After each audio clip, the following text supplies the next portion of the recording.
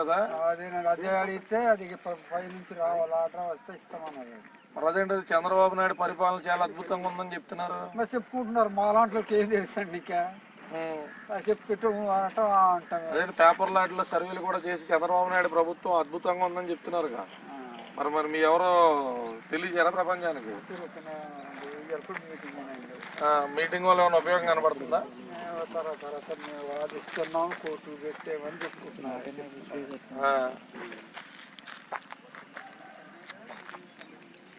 Record అవుతున్నదా? ప్రతి సమస్య కూడా సొల్యూషన్ ఉంటుంది.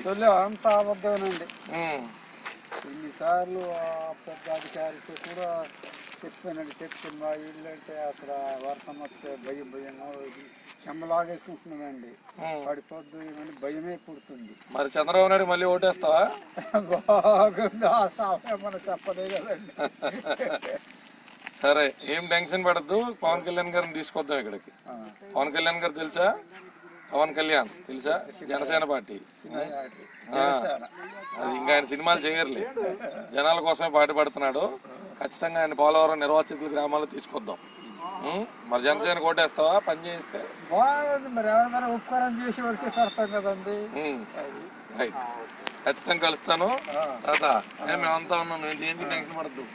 చంద్రబాబు నాయుడు ప్రభుత్వం అత్యద్భుతంగా ఉందని ఏబిఎన్ ఛానల్ ఇట్లా సర్వేలు చేయించుకుంటున్నారు కదా. మరి పోలవరం నిర్వాసితులకి అన్ని రకాల సౌకర్యాలు ఏర్పాటు చేస్తాం, సంతోషంగా ఉన్నారని చెప్తున్నారు. అలాగే చెప్తారండి. పాతూరులో నేను డాబా కట్టుకున్నానండి, ఏదో కష్టపడి కూలి పని చేసి. ఆ డాబాకైతే ఇప్పటికి వేల విసినే రాలేదండి. దానికోసం తిరుగుతుంటేనేమో కొవ్వూరు వెళ్తేనేమో మాకు తెలియదండి అని చెప్పేసి వాళ్ళు అంటారు. ఇక్కడ రాజమండ్రి భానుప్రసాద్ గారి దగ్గరుండి, ఎంఆర్ఓ ఆర్డీఓ దగ్గరుండి మరి మాకు సర్వీస్ వేయించుకున్నారండి. అప్పుడెప్పుడో సర్వీస్ చేసినప్పుడు 1,70,000 పడితే ఇంత ఇంటికి 1,70,000 ఏంటి, మా ఇప్పుడు ఇచ్చే వాళ్ళకైతే 20 లక్షలు 25 లక్షలు ఇస్తున్నారు. మా ఇంటికి అంత తక్కువ ఏంటి, తాటకిని చెప్పేసి మేము అన్నాం. అంటే సరేలేమ్మా అని చెప్పేసి సర్వీస్ ఇచ్చారండి. ఆ రోజు సర్వీస్ ఇచ్చి దారుణంగా ఆ రోజు రాత్రికి వెళ్ళిపోండి అని చెప్పేసి పంపిస్తానికి బయలుదేరి చాలా దారుణంగా అండి. ఎస్ఐని పెట్టేసి, డిపార్ట్మెంట్ వాళ్ళని అందరిని పెట్టేసి రాత్రి 1 గంట వరకు కళ్ళు తీసుకొని ఏదో ఒక రకంగా అలాగ అడవికి వెళ్ళి కర్రలు తెచ్చుకొని అవి తెచ్చుకొని ఇవి తెచ్చుకొని బతికేవాళ్ళం.